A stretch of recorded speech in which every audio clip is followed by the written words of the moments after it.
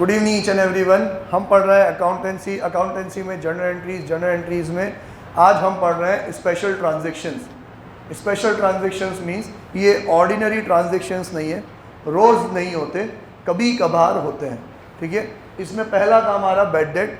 Bad debt मतलब sir वो पैसा जिसको हमने कि उधार में माल दिया था, अब वो डेटर हमें पैसा नहीं दे रहा है, डेटर इंसॉल्वेंट हो गया। इंसॉल्वेंट हो गया मतलब बर्बाद हो गया, मतलब दिवालिया घोषित हो गया। दिवालिया घोषित होना मतलब कोर्ट उसके सारे एसेट्स को नीलाम करके उसके पैसों को उसके लेनदारों में बराबर बराबर का बांट देती है। तो उन लेनदारों में से हम भी एक थे। अब पूरा पैसा उसके पास होता तो बर्बाद ही क्यों होता? उसके पास जितनी उसके ऊपर उधारी थी उतना पैसा नहीं था। मान लो जितनी भी उसके ऊपर उधारी थी उसका 40% ही रिकवर किया कर पाई, तो सरकार सबको 40% दे देगी। मुझे भी उसमें से 10,000 रुपीज़ लेने थे। उस 10,000 में से 40% जिसको बुक में लिखा हुआ जाता है 40 पैसा इन अ रुपी, ये मुझे रिसीव हो गया। अब जो रिसीव हो गया सो हो गया, अब तो बर्बाद हो गया ना, सब कुछ तो नीलाम हो गया। अब बच्चे की जान लोगे क्या? नहीं ना, एक बार बर्बाद हो गया, इसके बाद अब वो सारी जिम्मेदारियों से क्या हो गया? मुक्त हो गया। अब कुछ जो मिल गया सो मिल गया, इसके बाद आप उससे कुछ मांगने का अधिकार नहीं रखते। मतलब सर नुकसान उसका नहीं हुआ है, नुकसान तो हमारा हुआ है, वो तो और उल्टा अपनी जिम्मेदारियों से क्या हो गया? फ्री हो गया, मोह माया से मुक्त हो गया। हमारा पैसा डूब गया, हमें 10,000 रुपये लेने थे, आपने तो 40% की रिकवरी करके दे दी, बाकी का 60% तो हमारा डूब गया। जो पैसा हमारा डूब गया उसको बोलते हैं अपन बैड डेट। क्या बोलते हैं? Bad debt. Bad debt word कहाँ से निकल के आया बेटा? ये वर्ड निकल के आया डेटर्स से। आपने जो उधार बांटा वो बंदा बन गया आपका डेटर्स। डेटर्स दो तरीके के होते हैं, गुड डेटर्स और बैड डेटर्स। बैड डेटर्स से जितना पोर्शन डूब जाता है उसको बैड डेट बोलते हैं। फायदा हुआ कि नुकसान हुआ? नुकसान। खर्चा इंक्रीज हो गया तो डेबिट। तो हमने एंट्री पास करी, सर जितना भी आया तो सही, पैसा आया तो डेबिट, कैश अकाउंट डेबिट। जो डूब गया वो नुकसान है, खर्चा मेरा इंक्रीज हो गया तो डेबिट। जहाँ कैश वहाँ डिस्काउंट की तर्ज पे, जहाँ कैश वहाँ बैड डेट।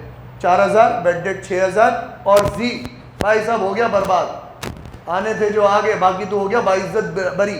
अब हम तुझसे पैसे नहीं मांग सकते, अब तू हमारा डेटर नहीं है। असेट की वैल्यू कम हो गई तो क्रेडिट, इसलिए जी अकाउंट को क्या करा हमने? क्रेडिट करा। ये एंट्री पिछले 3 दिन से पढ़ रहे हैं तो लल्लू एंट्री, इस पर अब ज़्यादा बात नहीं करेंगे। अब बात कर रहे हैं अपन, आगे जा बेटा।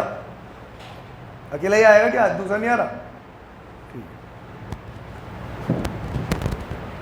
अब जो नेक्स्ट वाला है वो है उसी जी से रिलेटेड, कि वो जो हमारे 6,000 रुपये डूबे थे, जी कह रहा था भाई साहब दिन खराब चल रहे हैं, नीयत खराब नहीं है, जब भी हमारे पास आगे पैसे आएंगे हम आपको लौटा देंगे।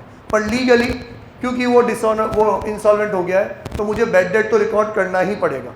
भले ही जी मेरा बेस्ट फ्रेंड क्यों ना हो, मुझे खुद से ज़्यादा जी पे विश्वास क्यों ना हो, फिर भी कानूनी फॉर्मेलिटीज़ को ध्यान में रखते हुए मुझे पहले बैड डेट रिकॉर्ड करना पड़ेगा।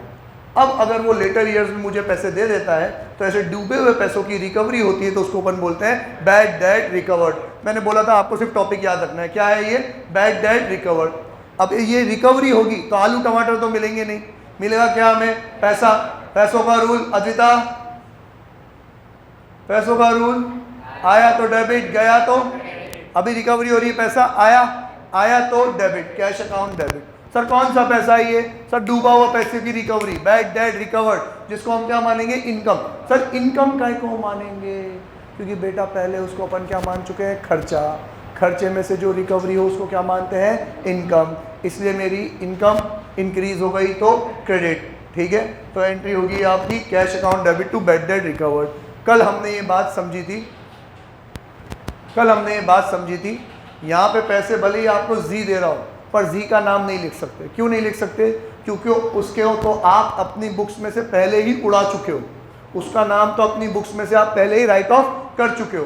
अपनी अकाउंटिंग बुक्स में से उसका हिसाब आप पहले ही बराबर कर चुके हो। अब अगर वापस से उसका नाम लिख दोगे तो यूं माना जाएगा आपने उससे उधार लिया है। उधार थोड़ी है, डूबा हुआ पैसा रिकवर हुआ है तो अलग से लिखना पड़ेगा बैड डेट रिकवर्ड। समझ पा रहे हो? सबको समझ में आया? फिर हमने दो अपोजिट चीज़ें सीखी, एक सीखी आउटस्टैंडिंग एक्सपेंस, एक सीखा प्रीपेड एक्सपेंस। आउटस्टैंडिंग सर ऐसा खर्चा जो हो चुका, हमने पैसे नहीं दिए, हमारी गलती, जिसको अपन बोलते हैं ड्यू बट नॉट पेड। खर्चा ड्यू तो हो गया, पे नहीं किया तो बच्चों हमारे ऊपर क्या आ जाएगी? लाइबिलिटी, तो आउटस्टैंडिंग एक्सपेंस हमारे लिए क्या है, लाइबिलिटी। खर्चा हो गया, खर्चे की वैल्यू इंक्रीज हो गई तो डेबिट, तो खर्चे को तो कर दिया डेबिट, सैलरी अकाउंट डेबिट। पे कर देते तो टू कैश आता, पे नहीं किया तो लाइबिलिटी का नाम आएगा आउटस्टैंडिंग एक्सपेंस। जो भी आपका एक्सपेंस हो, सैलरी है तो आउटस्टैंडिंग सैलरी, रेंट है तो आउटस्टैंडिंग रेंट, इंश्योरेंस है तो आउटस्टैंडिंग इंश्योरेंस, XYZ कोई सा भी खर्चा उसके नाम के आगे क्या लग जाएगा, आउटस्टैंडिंग लग जाएगा। नेचर आपको याद रखना है, हमने पे नहीं किया है, आउटस्टैंडिंग मतलब बकाया, हमने पे नहीं किया तो हमारे ऊपर क्या है, लाइबिलिटी, और लाइबिलिटी इंक्रीज होती है तो क्रेडिट। बस आप ये लाइबिलिटी वर्ड याद रख लोगे ना तो आपकी पूरी एंट्री बिल्कुल सही जाएगी कि भाई साहब आउटस्टैंडिंग लाइबिलिटी, क्योंकि वर्ड आउटस्टैंडिंग लिखा हुआ आएगा इसी। गिवन होगा आपको salary of ₹5,000 is still outstanding, क्या बोलेगा वो, salary of ₹5,000 is still outstanding. अब आउटस्टैंडिंग मतलब बकाया, इतनी सी अंग्रेजी समझ जाओगे क्या आप, हाँ बस ये इतनी सी बात याद रख लोगे तो बकाया है तो हमारे ऊपर क्या है, लाइबिलिटी, लाइबिलिटी है तो क्या होगी, क्रेडिट, ठीक है। तो to outstanding salary account done. Prepaid, इसका उल्टा, अभी ड्यू नहीं हुआ है और हम बड़े बाप की औलाद, हमने क्या कर दिया है, एडवांस में इसको पे कर दिया है, समझे कि नहीं। वहाँ साला ड्यू हो गया था, पे नहीं कर रहा हूँ, अमन लाइबिलिटी, यहाँ ड्यू तो हुआ ही नहीं है, मैं तो एडवांस में पे कर रहा हूँ, मतलब मैं जो अमाउंट पे कर रहा हूँ उसका बेनिफिट मुझे कब मिलेगा, बाद में, बेनिफिट बाद में मिलेगा, क्या है मेरे लिए, असेट, असेट की वैल्यू इंक्रीज हो गई तो डेबिट, तो प्रीपेड हमेशा क्या होगा, डेबिट होगा। डन। आउटस्टैंडिंग अगर क्रेडिट है, लाइबिलिटी क्रेडिट है तो प्रीपेड क्या होगा, डेबिट। अब ये प्रीपेड के ट्रांजेक्शन दो तरीके से होते हैं।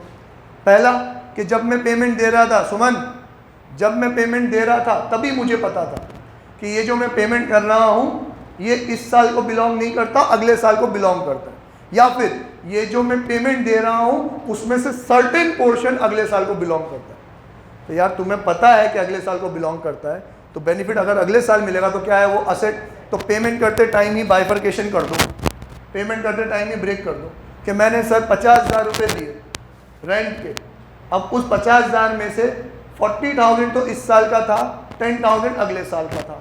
इस साल का था तो क्या है ये मेरे लिए खर्चा, इंक्रीज हो गया तो डेबिट, अगले साल के लिए है तो क्या है असेट, वो भी इंक्रीज हो गया तो डेबिट। तो दोनों भाई भाई एक्सपेंस और असेट दोनों क्या हो जाएंगे, डेबिट, अपने अपने पोर्शन से। और मेरे पास से क्या गया, आलू के टमाटर, कैश, पैसा गया तो क्रेडिट। अब ये कैश क्यों आया, क्योंकि सर पेमेंट करते टाइम मुझे पता था, यहाँ पेमेंट कर रहा हूँ यही रिकॉर्ड कर लिया कि 50 में से इतना खर्चा इतना असेट।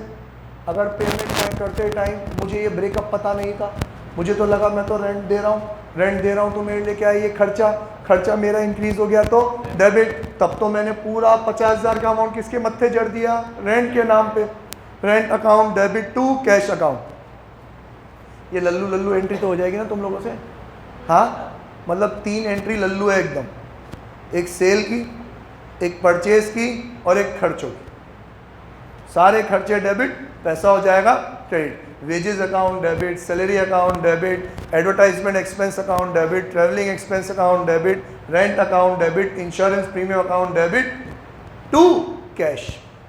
चेक सी दिया है तो टू बैंक। तो हुआ क्या, जब पैसे दिए पूरा क्या मान लिया खर्चा।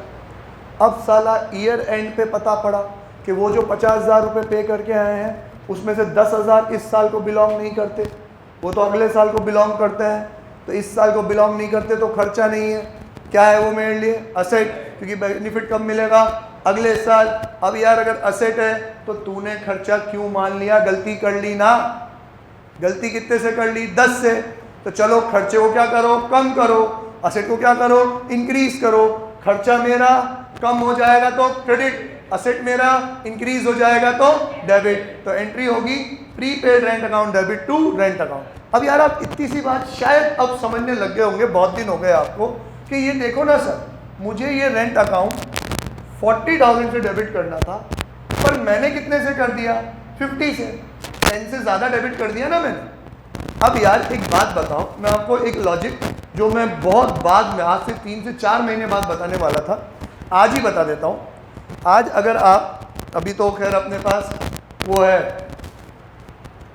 गूगल मैप्स, अपन कहीं घूमने जाते हैं घर वालों के साथ गाड़ी में तो मैप ऑन करके रखते हैं, कहाँ जाना है हमें पहले ही पता पड़ जाता है। लेकिन विश्वास नहीं करना, हमेशा कॉमन सेंस गूगल मैप से बड़ा है। हमारे साथ अक्सर हुआ है, बेवकूफ़ ने ऐसे ऐसे रास्ते से हमें भेजा है कि सीधे रास्ते से जल्दी पहुँचते। एक बार तो किसी के गैराज में ले जाके गाड़ी खड़ी कर दी, मतलब हमें किसी और दूसरे शहर में जाना था, पूरी मेन हाईवे यूँ घूम रही थी, उसने कहा मेन हाईवे पे नहीं जाना, आपको यूँ नहीं घूमना, आपको यूँ नीचे उतरना और फिर यूँ टर्न लेना है। मेरे को ये कॉमन सेंस से बिलीव ही ना हो, मैं मानने के लिए तैयार नहीं हूँ यार, ये कैसा रास्ता है, अभी तो अपन शहर के 150 किलोमीटर दूर है और ये हाईवे से क्यों उतार रहा है अपन को, ये पॉसिबल ही नहीं है। फिर भी अपन तो पहली बार जा रहे थे, रास्ता मालूम था नहीं। अब जैसा कर रहा है वैसा करो, रात का टाइम अलग, हमने रास्ते से उतार ली, जैसे जैसे बोला वैसा बोलते गए। ये ऐसे बंद सामने दीवार आ गई, आमने सामने घर आ गए, और जैसे हमारी गाड़ी की आवाज़ सुनी 2 लोग डंडा लेके अलग आ गए। वो तो अच्छा हुआ हम फैमिली के साथ थे, अगर मतलब फैमिली के साथ नहीं होते, यार दोस्त होते तो डंडे की पड़ भी जाती। तो वापस गए हाईवे पे, हाईवे से गए, ठीक है। तो अभी गूगल मैप्स की बात क्यों आई, क्योंकि मैं रास्ते की बात करने वाला था। जब भी आप कहीं घूमने जाते हो, अभी गूगल मैप से, पहले पता है कैसे जाते थे, पहले लोगों से पूछते पूछते जाते थे कि यार जो हमारे बड़े बूढ़े होते थे, जैसे मैं जानता हूँ मेरे पापा मेरे चाचा औरों को, इनको गांव के सीक्वेंस याद होते थे। मतलब मान लो अगर कोटा से जयपुर जा रहे हैं ना, तो कोटा से जयपुर जा रहे हैं तो उसमें बीच में जितने बड़े बड़े गांव आएंगे ना, उनका वो याद होते थे कि अब ये गांव आएगा, अब ये गांव आएगा, अब ये गांव आएगा। तो या तो वो बड़ा शहर है जयपुर, तो जयपुर का पूछ लेंगे, या फिर वो गाँव का रास्ता, वो ये वाला गाँव आ गया क्या, ये वाला गाँव अब कितना दूर है, इसके लिए कहाँ जाना है, इसके लिए कहाँ जाना है, पूछते पूछते चलते थे। अब अगर मान लो मुझे कोटा से जयपुर जाना है, और अब जयपुर जाने के लिए मुझे इस यहाँ से टर्न लेना है, इस सर्कल से, ठीक है। अब मुझे वो पहले कह के बोल रहा है कि आगे एक चौराहा आएगा, वहाँ से आपको राइट टर्न लेना है, आगे एक चौराहा आएगा, वहाँ से आप राइट टर्न लेना है, और मैं साला स्पॉटिफाई का प्रीमियम लेके धुन में चला जा रहा हूँ, ठीक है। मैं निकल गया 50 किलोमीटर आगे, और फिर बाद में मुझे पता पड़ा कि यार ये तो उसने कहा था थोड़ी देर बाद ही आएगा, इतनी देर हो गई, चौराहा तो आया ही नहीं। तो वहाँ मैंने खड़े हुए ट्रक ड्राइवर से पूछ लिया, भाई साहब वहाँ जाना है जयपुर, कितनी दूर बाकी है। तो क्या कहेगा, भाई साहब आप तो आगे निकल आए। क्या बोला, आगे निकल गए। अब जहाँ उसने ये बोला कि आप आगे निकल आए, तो आपके दिमाग में क्या आएगा कि आगे से कहीं रास्ता कटेगा कि वापस उल्टा जाना है। हम यही पूछें, आगे से वापस रास्ता है तो क्या कहना, हाँ बहुत आगे आगे आप तो। जहाँ उसने वर्ड बोल दिया ना आगे आगे, मतलब आपको वापस क्या जाना है, घूम के जाना है ना। बेसिक कॉमन सेंस कि अगर आपका जहाँ डेस्टिनेशन थी उससे भी साल आप आगे आ गए हो, तो आपको रिवर्स करना पड़ेगा कि नहीं करना पड़ेगा, करना पड़ेगा। ये रहा भाई, आपको एक बहुत शानदार वाला कंसेप्ट सिखा रहा हूँ मैं। नंबर लाइन सीखी आप लोगों ने, नंबर लाइन क्या होती है पता है आप लोगों को?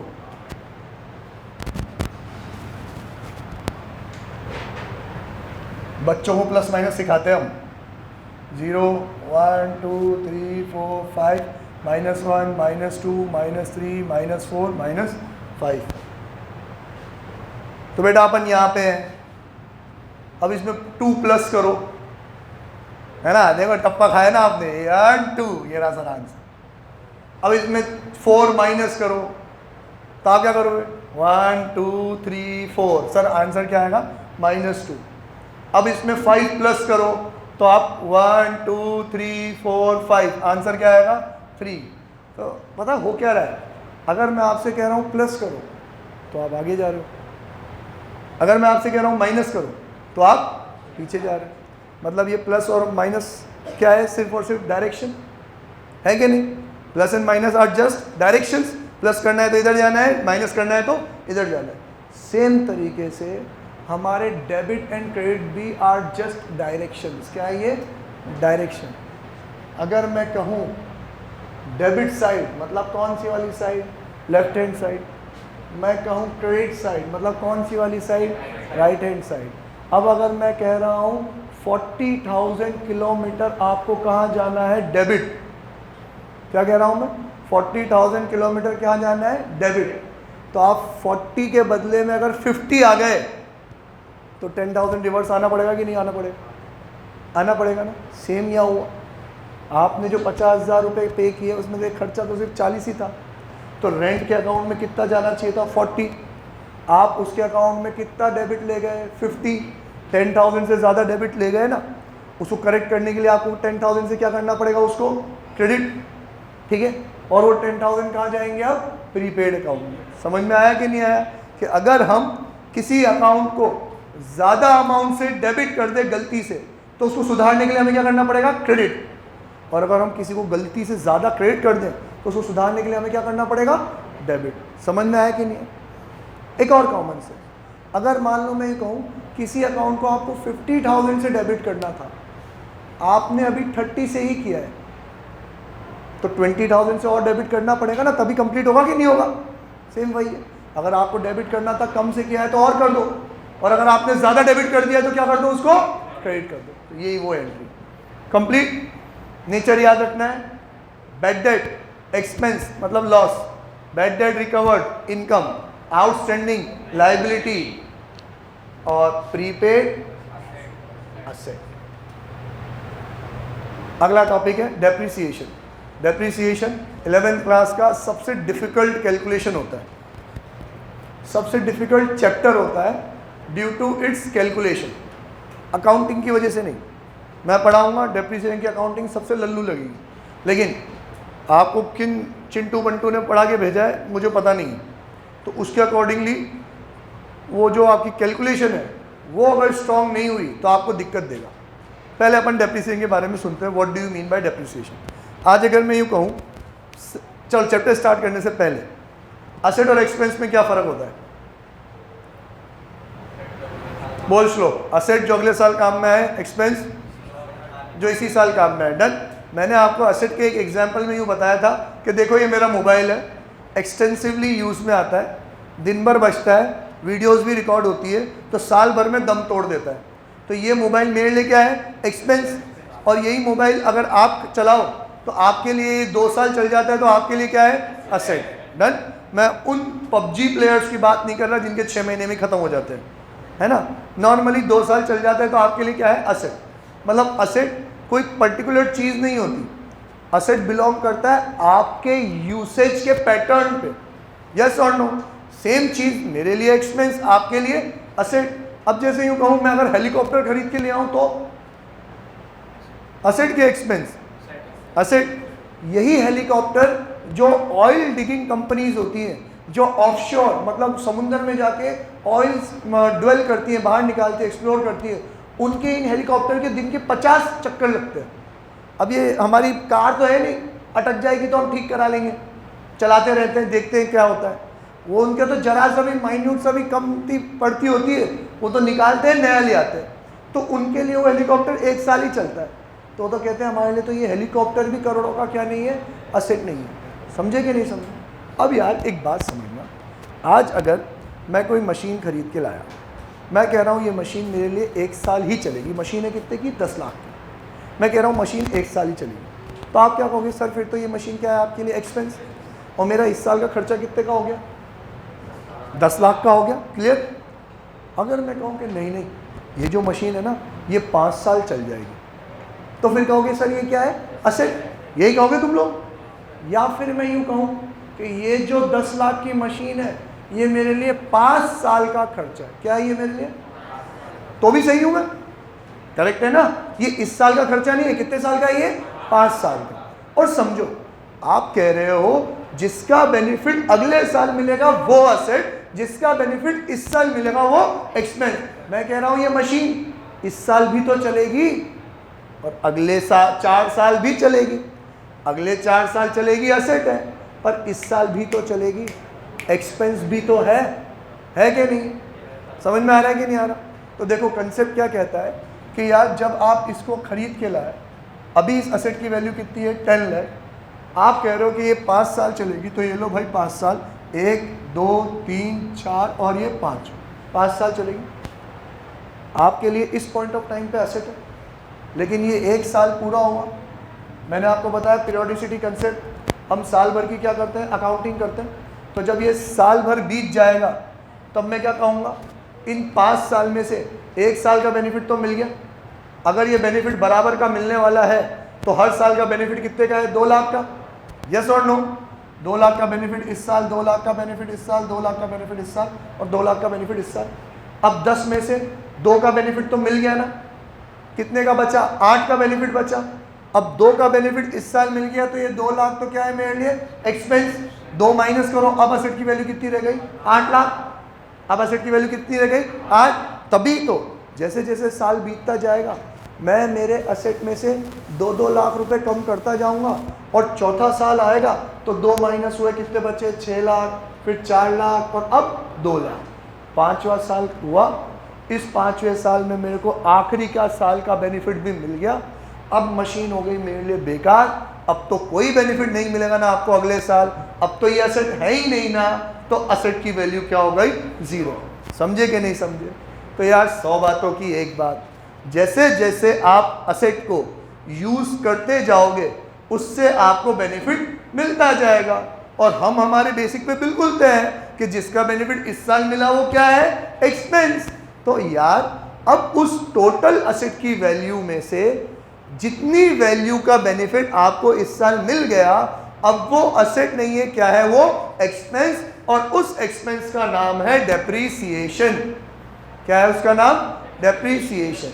And depreciation is a psychological concept. Depreciation क्या है साइकोलॉजिकल कंसेप्ट है। मतलब मैंने अभी 5 साल का एग्जाम्पल दिया तो आप में से किसी ने नहीं पूछा सर क्या गारंटी है 5 साल ही चलेगा, क्या 5 साल के बाद भी चल जाए तो आप क्या कोई अंतर्यामी बाबा जोगी हो गया जैसे आप बोलेंगे ये तो 4 साल चलेगा, 4 साल ही चलेगा, आप कैसे कह सकते हो?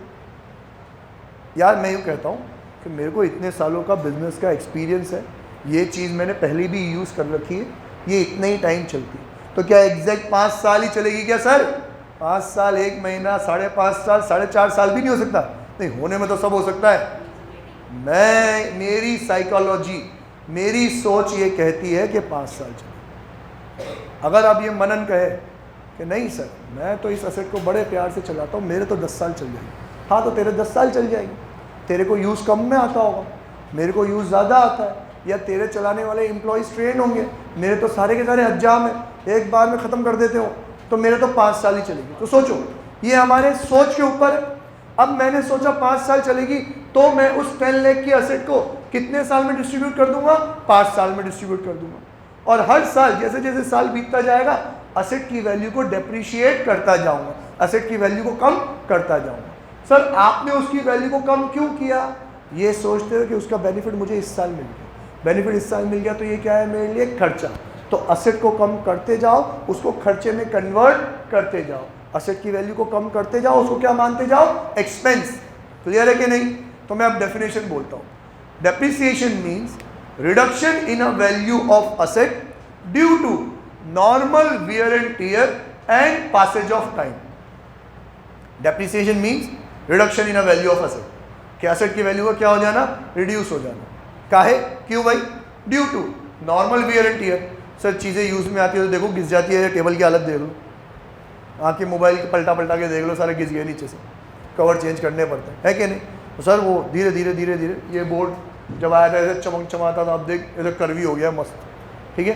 तो जैसे जैसे चीज़ यूज़ में आती है वो घिसती चली जाती है, वो घिसती है तो उनकी वैल्यू कम होती है। या फिर सर यूज़ में ही नहीं लो तो, अब जैसे वो टी टेबल बड़ा शौक था, मैं ले तो आया पर अब वो खुलता ही नहीं है, तो अब वो ज़िंदगी भर यहाँ पड़ा रहेगा, तो ज़िंदगी भर उसकी वैल्यू उतनी रहेगी जितने में खरीद के लाया था मैं? नहीं ना। टाइम बीतता जा रहा है तो वैल्यू कम होती जाती है कि नहीं होती जाती?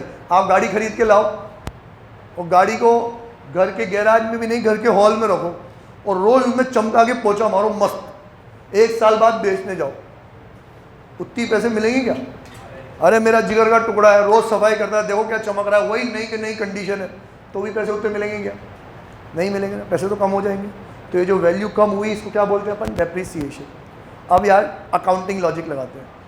मैं मशीनरी खरीद के लाया तो मैंने एंट्री क्या पास करी? असेट मेरा इंक्रीज हो गया तो डेबिट, मेरे पास से क्या गया? पैसा गया तो क्रेडिट। एंट्री होगी machinery account debit to cash 10 lakh. अब पूरा साल बीत गया, सर उस 10 लाख की मशीन में से 5 साल बेनिफिट मिलना था, 1 साल का बेनिफिट मिल गया, तो चलो उसको रिड्यूस करो। कितने से रिड्यूस करूँ? 10 लाख डिवाइड बाई 5, 2 लाख रुपए से उसको क्या कर दो? रिड्यूस कर दो। अब मुझे असेट की वैल्यू रिड्यूस करनी है। असेट का नाम क्या है? मशीनरी। मशीनरी की वैल्यू कम हो जाएगी तो credit to machinery account. Sir ये वैल्यू जो रिड्यूस हुई इसको क्या बोलेंगे?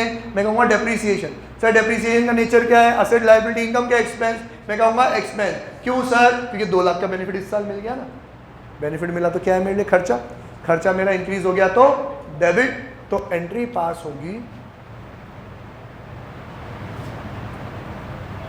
Depreciation account debit to asset account. Asset अगर मशीनरी है तो मशीनरी अकाउंट, बिल्डिंग है तो बिल्डिंग अकाउंट, फर्नीचर है तो फर्नीचर अकाउंट। डेप्रीसिएशन हमें क्या रहेगा? डेबिट। अगर अब तुम्हें याद ही रखना है तो मैं चाहता तो कन्नी काट सकता था, ये रहा rule, D for depreciation, D for debit. हमने ये पहले भी किसी के लिए पढ़ा है, D for drawings, D for debit, D for depreciation, D for debit. जिंदगी में हमेशा डेप्रीसिएशन क्या होगा? डेबिट, क्योंकि डेप्रीशिएट हो रही है वैल्यू, क्यों? आपने यूज किया है, आपके लिए खर्चा है, खर्चा हमेशा क्या होता है? डेबिट। क्लियर है? एंट्री एकदम लल्लू है, बट ये इतनी सारी बातें क्यों समझाई? क्योंकि इसी के ऊपर पूरा एक चैप्टर पढ़ने वाले हैं। कि अभी तो मैं बड़े अच्छे से एग्जाम्पल में समझा रहा हूँ, 10 लाख की असेट है, 5 साल चलेगी, तो 1 साल का डेप्रीसिएशन कितना हुआ? 2 लाख। अगर 5 साल नहीं चली तो क्या? और इसके भी बहुत सारे रीजंस हैं, 6 महीने बाद पढ़ेंगे, तब तक आप बहुत कुछ सीख जाओगे, तो पढ़ाने में मज़ा आएगा। अभी सारे राज नहीं खोलना चाहता मैं। बोल गुरदीप, कुछ पूछ रहा है? सर अपने एसेट की वैल्यू बढ़ती भी तो है। कौन से एसेट की वैल्यू बढ़ती है? लैंड की वैल्यू बढ़ती है। हाँ, तो जिसकी वैल्यू बढ़ती है उस पर डेप्रीसिएशन चार्ज नहीं होता। लैंड ही इकलौता ऐसा एसेट है जिसके ऊपर डेप्रीसिएशन चार्ज नहीं होता, क्योंकि उसकी वैल्यू हमेशा बढ़ती है। लेकिन बिल्डिंग की वैल्यू कम होती है। Antique pieces correct, gold correct. तो ऐसी जितनी भी चीज़ें आप कहो सर जिनकी वैल्यू हमेशा बढ़ेगी बढ़ेगी, 100% शॉर्ट हो आप, मतलब सदियों से बढ़ती आ रही, तो हमने कौन सी नवाई कर दी? हमारी भी बढ़ेगी इसे। दुनिया की बढ़ रही है हमारी, जैसे गोल्ड, सिल्वर, शेयर्स की बात नहीं करेंगे। Gold, silver, land, antique pieces, जो archaeological collection, sculptures, drawing, painting. अगर फेमस आर्टिस्ट है तो जितना मरने के बाद जितना पुराना होता जाएगा उतनी वैल्यू बढ़ती जाएगी। तो इन सारी चीज़ों पे डेप्रीसिएशन नहीं लगता। डेप्रीसिएशन किस पे लगता है? जिसको आप अपने बिजनेस में एक्टिवली यूज़ करते हो। आपके लेवल पे, छोटे वाले लेवल पे, plant and machinery, furniture and building, सिर्फ इन 3 चीज़, plant and machinery, furniture and building, ये 3 चीज़ों की वैल्यू हमेशा कम होती है, तो इस पर क्या लगेगा? डेप्रीसिएशन लगेगा। और कुछ पूछना है आपको? जितना भी सोच सकते हो पूछ डालो। पैसा क्या? कौन सा पैसा? पैसे की वैल्यू? अच्छा, बहुत अच्छा क्वेश्चन पूछा है, ये मेरी कमी है, मैं नहीं समझा पाया। असेट्स 2 तरीके के होते हैं, एक होता है करंट असेट, एक होता है फिक्स्ड असेट, जिसको बोलते हैं नॉन करंट असेट। क्या भला है सर, पहली बार सुना हमने तो सुनो। हमने कहा कि जिसका बेनिफिट इस साल मिले वो क्या है? एक्सपेंस।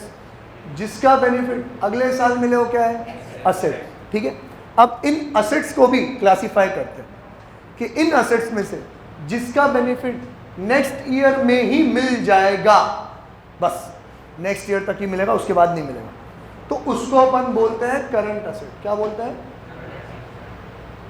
ये ऐसे असेट है कि जब साल खत्म हुआ तब मेरे पास थे, अब ये अगले साल कैश में कन्वर्ट हो जाएंगे, इनका बेनिफिट मिल जाएगा, उससे ज़्यादा की उम्मीद मत करना, तो इसको बोलते हैं अपन करंट असेट। एग्जाम्पल कैश, आखिरी दिन में जो मेरे पास कैश बचा था उसका बेनिफिट अगले साल मिल जाएगा, मेरे पास जो स्टॉक बचा हुआ उसका बेनिफिट अगले साल मिल जाएगा, मेरे जो डेटर्स हैं उससे मुझे पैसा अगले साल मिल जाएगा। तो ये सारे एसेट्स क्या है? Current asset. लेकिन अब ऐसे एसेट्स जो मेरे पास है जिनका बेनिफिट अगले साल भी मिलेगा, उसके बाद भी मिलेगा, उसके बाद भी मिलेगा, उसके बाद भी मिलेगा, मतलब कहने को कहा जाए तो लंबा चलेगा, तो उसको अपन बोलते हैं फिक्स्ड असेट। क्या बोलते हैं अपन? फिक्स्ड असेट या नॉन करंट असेट। तो बेटा जो डेप्रीसिएशन होता है ना, वो सिर्फ और सिर्फ किस पे लगता है? फिक्स्ड असेट पे लगता है। करंट असेट्स पे डेप्रीसिएशन नहीं मिलता, क्योंकि करंट असेट तो अगले साल खत्म वैसे ही हो जाएगा।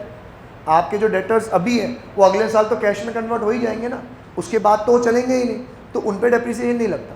डेप्रीसिएशन किस पे लगता है? जो असेट आपका लंबा चलने वाला है। फर्नीचर तो हर साल थोड़ी थोड़ी थोड़ी थोड़ी उसकी वैल्यू रिड्यूस करते जाएंगे। आपकी प्लांट एंड मशीनरी उसमें भी सेम, हर साल थोड़ी थोड़ी वैल्यू अपन कम करते जाएंगे, बिल्डिंग की भी वैल्यू अपन कम करते जाएंगे। क्लियर?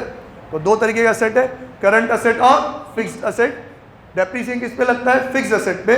आप जो कैश कह रहे हो, कैश क्या है? Current asset. कैश के साथ डेटर्स हुए, स्टॉक हुआ, इनके ऊपर डेप्रिसिएशन नहीं लगता। और कुछ पूछना है आपको? बढ़ेगी ही सही, ज़रूरी है। आपका नसीब खराब है, कम हो जाएगी, वैसे बढ़ती है। प्रूवन है ये कि ज़मीन फैल तो रही नहीं है, आबादी बढ़ रही है, तो वैल्यू कम हो ही नहीं सकती, बढ़ेगी ही सही। टेम्पररी कोई इकोनॉमिक रीज़न हो सकता है, सर नोटबंदी आ गई, जीएसटी आ गई, सरकार ढंग से गवर्न नहीं कर रही, तो वैल्यू शायद उतनी नहीं बढ़ रही जितनी है, उतने से ही है, या टेम्पररी थोड़ी कम हो गई है, लेकिन इन फ्यूचर तो वो बढ़ेगी। कम बढ़ेगी, ज़्यादा बढ़ेगी, वो नहीं कह सकते, लेकिन बढ़ेगी इसे। ठीक है? यूज़ करने के हिसाब से वैल्यू कम होती है क्या? यूज़ करने के हिसाब से तो लैंड की वैल्यू कम नहीं होती ना। सर मैं इतने दिन चल गया तो घिस गया पत्थर, ये तो लैंड की वैल्यू कम हो गई। हाँ, पत्थर की वैल्यू कम हो सकती है, लैंड की वैल्यू कम नहीं हो सकती। समझे कि नहीं समझे? तो उसके ऊपर डेप्रिसिएशन नहीं लगेगा। ठीक है? और डेप्रिसिएशन, अभी आप बहुत छोटे हो, अभी आप समझो यार, 1 महीना तो पूरा हुआ है अभी आपको 7 साल अकाउंटिंग पढ़नी है। लोग अकाउंटिंग में पीएचडी करते हैं। पीएचडी मतलब ऐसी थ्योरीज पढ़ते हैं, लिखते हैं, जो किसी ने सुनी ना हो, समझी ना हो, आज तक उस पर कभी रिसर्च हुआ ना हो। तो बहुत वास्ट फील्ड है। असेट्स के और भी क्लासिफिकेशन है, जैसे मैंने अभी आपको करंट फिक्स पढ़ाया, एक और पढ़ा देता हूँ, टेंजिबल और इनटेंजिबल। टेंजिबल मतलब जिसको देख सकते हैं, टच कर सकते हैं, टेंजिबल। गुडविल देख नहीं सकते, टच नहीं कर सकते, इनटेंजिबल। ठीक है? तो जो टेंजिबल असेट होते हैं उनकी वैल्यू कम होती है तो डेप्रिसिएशन। जो इनटेंजिबल असेट्स होते हैं उनकी भी वैल्यू क्या होती है? कम होती है। उसको बोलते हैं अपन अमोर्टाइजेशन। क्या बोलते हैं? अमोर्टाइजेशन। AMORTISATION, amortisation. ठीक है? पर अभी हम नन्हे मुन्ने, अमोर्टाइजेशन यहाँ, हम साला यहाँ, तो अभी उचक उचक के भी नहीं पकड़ पाएंगे, तो अभी रहने दो उसको। अभी कहाँ है अपन? डेप्रिसिएशन। डेप्रिसिएशन का भी पूरा चैप्टर पढ़ाऊंगा, सर खुजाने में लग जाओ, ये बोले यार ये तो ख़त्म ही नहीं हो रहा। अभी सिर्फ अपन ने वर्ड पे डिस्कस किया है। डन? वो तो मेरी गंदी आदत है, मैं भावनाओं में बह जाता हूँ, बहुत सारा बता देता हूँ। नहीं तो मुझे क्या बताना था? असेट की वैल्यू जो कम हुई उसको क्या बोलेंगे? डेप्रिसिएशन। डेप्रिसिएशन क्या है मेरे लिए? खर्चा। खर्चा हमारा इंक्रीज हो गया तो डेबिट, असेट की वैल्यू कम हो गई तो क्रेडिट। एंट्री होगी depreciation account debit to asset account. Done? Okay, next topic.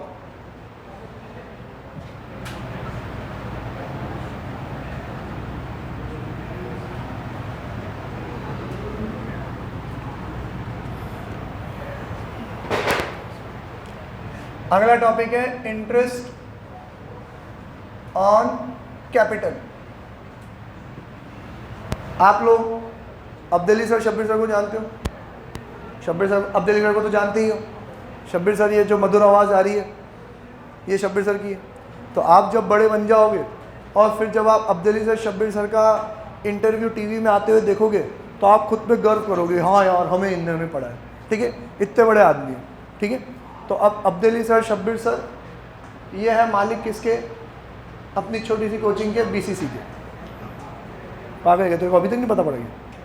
मैं नहीं, मैं यहाँ पे एम्प्लॉय हूँ। ठीक है? तो यार अब्दुल्ली सर, ये रहे अब्दुल्ली सर, अब्दुल्ली सर और शब्बीर सर, ये दोनों दोस्त। ठीक है? अब ये लोग पहले जब पढ़ते थे तब इनसे जूनियर बच्चों को घर पे पढ़ाते थे। ठीक है? फिर इन लोगों ने कोचिंग स्टार्ट कर ली। मैंने इनके सामने हाथ जोड़ दिए कि भाई साहब मेरे को भी नौकरी दे दो, तो उन्होंने मेरे को भी रख लिया। ठीक है? तो मैं इनके साथ शुरू से जुड़ा हुआ हूँ, मेरे को पता है, सही बोल रहा हूँ मैं, मुँह मत बना। ठीक है? तो इन्होंने मेरे को भी रख लिया, तो मैं इनके साथ शुरू से जुड़ा हुआ हूँ। जब भी ये लड़ते झगड़ते मैं ही सुलझाता हूँ। तो अब हुआ क्या, जब इनकी प्लानिंग चल रही थी कि अपन को कोचिंग स्टार्ट करनी है, ठीक है, तो शब्बीर सर बहुत बड़े आदमी, बहुत पैसे वाले, अब्दुल्ली सर थोड़े ठीक ठाक। तो अब इन्होंने कहा कि आज पैसों की ज़रूरत पड़ेगी कोचिंग स्टार्ट करने के लिए। मेरे को बुलाया, ले बता कितने पैसे लगेंगे। मैंने सब जोड़ तोड़ करके बताया कि 10 लाख रुपए लगेंगे। अब यार शब्बीर सर बड़े आदमी, अब्दुल्ली सर यूँ देखे उसकी तरफ, नहीं यूँ देखे उसकी तरफ, क्या करें? तो शब्बीर से समझ गए कि इसके पास पैसे ऐसे तो है नहीं, ये अब क्या करेगा। तो बड़ा आदमी, बड़े दिल वाला, उसने क्या बोला कि देख तेरे पास जितने रुपए हो तो ले आ, बाकी के मैं ले आऊँ। यार ठीक है। अब्दुल सर सारे रिश्तेदारों से चंदा मांग के 2 लाख रुपए ले आए, ठीक है। बाकी के 8 लाख रुपए किसको लाने पड़े? शब्बीर सर को। ये क्या हो गया, इनकी रेस्पेक्टिव कैपिटल। बीसीसी में कितने रुपए आ गए? 10 लाख रुपए आ गए। अब यार इन लोगों ने काम धंधा चालू किया। मान लो पहले साल में पैसा कमाए, कितना कमा लेंगे? मान लेते हैं अपन कितना कमाए? हट पागल है ये, इतने बड़े चार्टर्ड अकाउंटेंट लोग 1 लाख रुपए कमाएंगे साल भर के? तो क्या 4 करोड़ कमाएगा? तो 1 करोड़ कह रहा है, 1 लाख कह रहा है? बता नहीं, रीजनेबल तो बता यार। 5 लाख, 10 लाख, 10 लाख मान लेते। मान लो दोनों ने मिलके कितने कमाए? 10 लाख। अब गरीब आदमी को पगार भी देंगे, तो उन्होंने 3 लाख रुपए तो मुझे पगार दे दी। तो यार 1000 रुपये दिन का तो कमाऊंगा ही कमाऊंगा। 500-600 रुपये तो मजदूर ले लेता है, ठीक है, ये तो फिर भी पढ़ा लिखा मजदूर है। तो 3 लाख रुपए तो मुझे पगार दे दी। कितने हो गए? 7 लाख। 2 लाख रुपए थे छोटे मोटे और लाइट पानी बिजली वगैरह का खर्चा। 2 लाख रुपए और गए, कितने बचे? 5 लाख रुपए बचे। अब ये लोग क्या कह रहे हैं कि चलो अब पैसा बांट लेते हैं, ये अपना प्रॉफिट है, अब पैसा बांट। हाँ अरे पहले तो तमीज़ से बात कर। हाँ वो हो गया, इसमें 2 लाख पैसा बांट गया, ठीक है, क्योंकि ये 10 भी नहीं है, ये 20-30 है, तो ये भी मतलब तू समझ यार, एग्जाम्पल है क्या, बाल की खाल उखाड़ रहा है, ठीक है। अब 5 लाख रुपए बचे। अब ये कह रहे हैं कि अपना प्रॉफिट है, दोनों भाई ने हाथ मिला लिया, अपना क्या है? प्रॉफिट है, चलो आपस में बांट लेते हैं। तो कैसे बांटे? तो अब्दुल सर बोले देख, तू भी सुबह 9 बजे से क्लास लेता है, मैं भी सुबह 9 बजे तक क्लास लेता हूँ, तू भी 6 बजे तक, मैं भी 6 बजे तक, अपन दोनों बराबर बराबर मेहनत करते कि नहीं करते? बराबर बराबर करते। तो पैसा भी कैसे बंटना चाहिए? बराबर बराबर बंटना चाहिए, बराबर बराबर बंटना चाहिए। तो भाई 5 लाख में से 2.5 लाख तेरे, 2.5 लाख मेरे। आपने वो रील देखी, 1 तेरा 1 मेरा, ये 2 तेरा 1 2 मेरा, है ना? ये वैसे ही हुआ, 2.5 तेरे और 2.5 मेरे। अब हुआ क्या कि बड़े खुश, पहली बार ज़िंदगी में पैसा कमाया, 2.5 लाख रुपए कमा लिया, नन्ही सी जान, करेगा क्या। अब ये लोग घर गए तो यार मैंने कुछ उल्टा बोल दिया क्या? चलो जो बोल दिया सो बोल दिया। अब ये लोग घर गए, अब अब्दुल सर घर गए, आती उनकी बीवी ने पूछा अब्दुल कितना कमा के लाए? अब्दुल सर ने कहा 2.5 लाख रुपए कमा। बड़े खुश, उनकी बीवी ने मिठाई बना दी, पैर वैर दबा दिए उनके, पूरे घर वाले बहुत खुश है 2.5 लाख। शब्बीर सर आए, शब्बीर सर के घर में भी गए, लेके गए। अब शब्बीर सर की बीवी थोड़ी चालाक, वो ऐसे हंटर लेके खड़ी हुई थी। कितना लाए? 2.5 लाख। या चलो अच्छी बात है, 2.5 लाख रुपये लाए। अब उनको ये फर्क नहीं पड़ता, अपन 2.5 लाख। ओके, अब्दुल सर कितना लेके गए? वो भी 2.5 लाख। अच्छा वो भी 2.5 लाख, आप भी 2.5 लाख। क्या? हाँ बराबर बराबर काम कर। जैसे अब्दुल सर ने उनको कहानी सुनाई, उन्होंने देख वो भी सुबह 8-9 बजे से काम कर रहा है, मैं भी 9 बजे, वो भी 6 बजे, मैं भी 6 बजे, बराबर बराबर काम कर रहे हैं दोनों भाई, तो 2.5 उसके 2.5 मेरे। तो मैंने कहा अरे बेवकूफ़, उसने कितने लगाए थे? 2, उसको कितने मिले? 2.5। तुमने कितने लगाए थे? तुम्हें कितने मिले? तो तुम तो बेवकूफ़ हो। तुमने 8 लाख रुपए क्यों लगा दिए? तुम भी 2 ही लगाते, 2 लगाते, 2.5 लाते, मैं भी खुश, जैसे उनकी बीवी खुश है।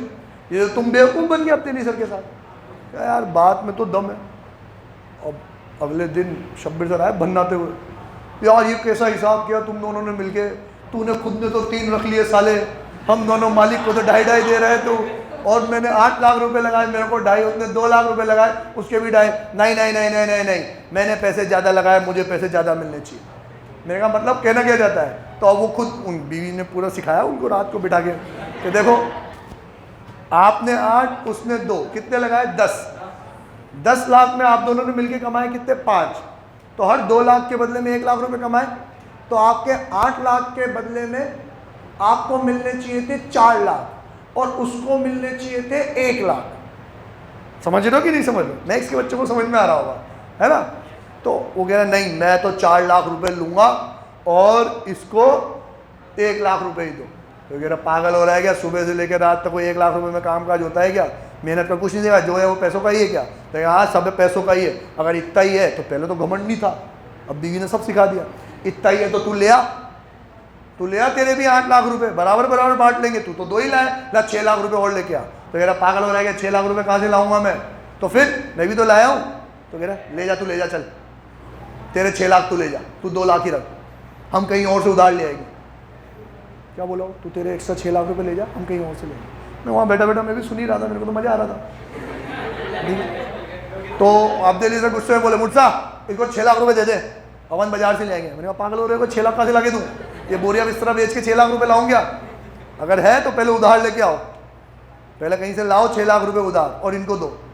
तो ठीक है किसी भी बैंक से लो ले लेंगे। मैंने कहा ठंड रखो, बीवियों की बातों में ऐसे नहीं लड़ते, शांति रखो।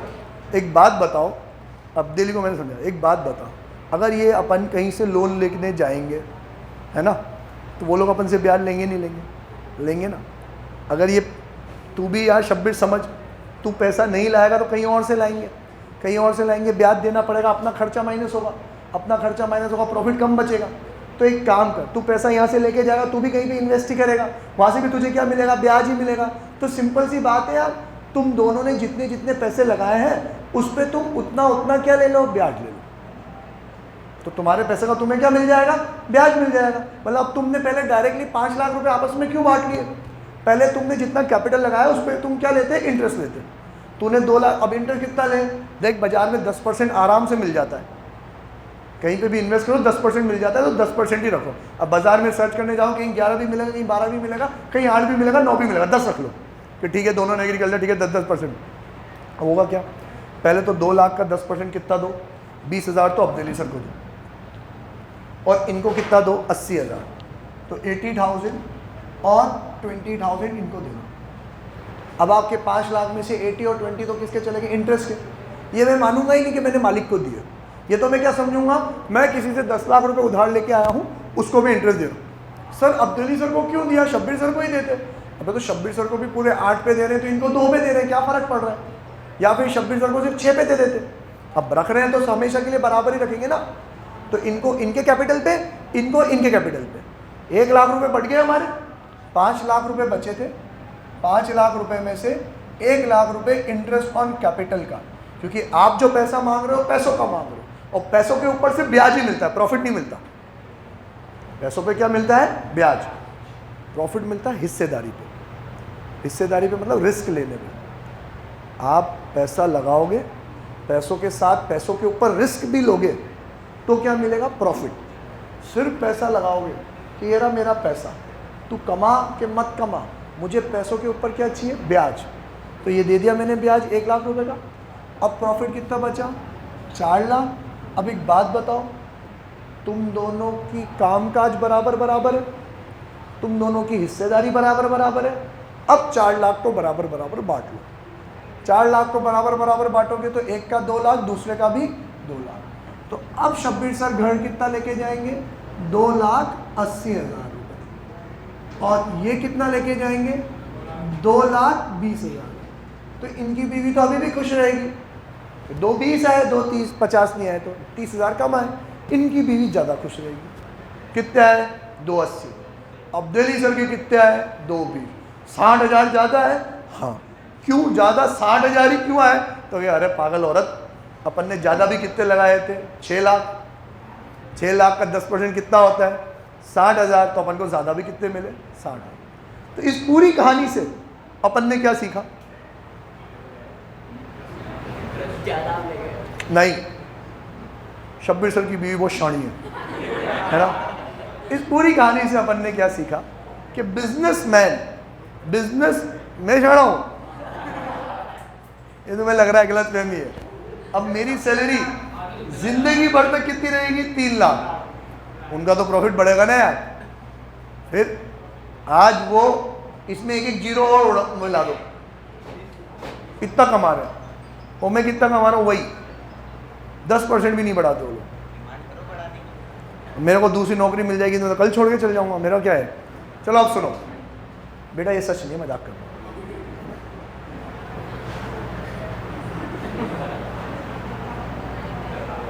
सीखा क्या कि बिजनेसमैन, बिजनेस में जो पैसा लगाता है, बिजनेस उस पैसों के ऊपर उसको क्या देता है, ब्याज देता है। क्योंकि अगर ये पैसा माई बाप आप नहीं लाते तो हमें बैंक से लाना पड़ता, बैंक से लाना पड़ता तो उसको इंटरेस्ट देते, इससे अच्छा है हम घर घर में ही इंटरेस्ट देते। तो अब हम आपको इंटरेस्ट देंगे। हम किसकी साइड है? बिजनेस की साइड। बिजनेस के बिजनेसमैन, बिजनेस की साइड। बिजनेसमैन गया, हम बिजनेस की साइड है। बिजनेस को इंटरेस्ट देना है कि लेना है?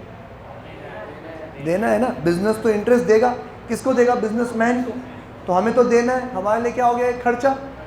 खर्चा मेरा इंक्रीज हो गया तो डेबिट, तो एंट्री होगी interest on capital account debit. क्या एंट्री करेंगे? Interest on capital account debit. ये रब कर दो पूरी राम कहानी। हाँ,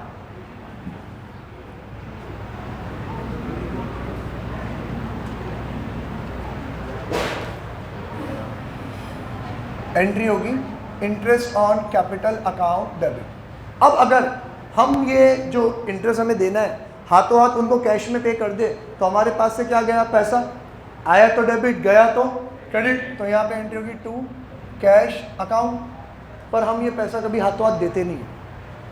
मालिक को हम कभी भी उसका पैसा हाथों हाथ देते नहीं है। हम क्या कहते हैं? मालिक आपने बिजनेस में 8 लाख रुपए लगाए थे, उस 8 लाख पे 10% 80,000 रुपये आपका इंटरेस्ट बनता है, तो हम ये 80,000 रुपये आपके हिसाब में जोड़ देते हैं। क्या बोलते हैं? आपके हिसाब में जोड़ देते हैं। आपने 8 लाख रुपए लगाए थे, अब आपका कैपिटल 8 लाख नहीं, कितना हो गया? 8,80,000। ठीक है, आपकी मर्जी है, आपको जब मर्जी पड़े काम पड़े पैसे निकाल के ले जाना। क्या मानी जाएगी आपकी ड्राइंग्स? कैपिटल में से क्या हो जाएगा? कम हो जाएगा। 80,000 का काम पड़े पूरा 80,000 ले जाना, 50,000 का काम पड़े पूरा 50,000 ले जाना। काय को भी पैसे लेते हो?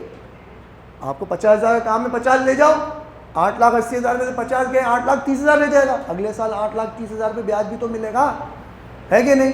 तो हम तो क्या करते हैं? जो भी आपका ब्याज बनाना आपके कैपिटल में जोड़ रहे हैं। अब वो बिजनेसमैन का कैपिटल हमारे लिए क्या है? लाइबिलिटी। हमें 80,000 रुपये और देने, हमारी लाइबिलिटी क्या हो गई? इंक्रीज हो गई। लाइबिलिटी हमारी इंक्रीज हो गई तो क्रेडिट। तो हम यहाँ लिखेंगे टू कैश के बदले में टू कैपिटल अकाउंट। 80,000 आई बात समझ में? लास्ट में logic, interest on capital. Business देता है किसको? बिजनेसमैन को। हम बिजनेस की साइड है, हमारे लिए क्या हो गया? खर्चा इंक्रीज हो गया तो डेबिट। हाथों हाथ पैसे नहीं देते, हिसाब में जोड़ देते। हिसाब मतलब कैपिटल। आपकी कैपिटल में जोड़ेंगे तो कैपिटल इंक्रीज हो जाएगी। कैपिटल हमारे लिए क्या है? लाइबिलिटी। इंक्रीज हो गई तो क्रेडिट। तो एंट्री होगी interest on capital account debit to capital account. Done. Last topic रह गया है इंटरेस्ट ऑन ड्राइंग्स। कल कंप्लीट करेंगे। Bye, tata, see you.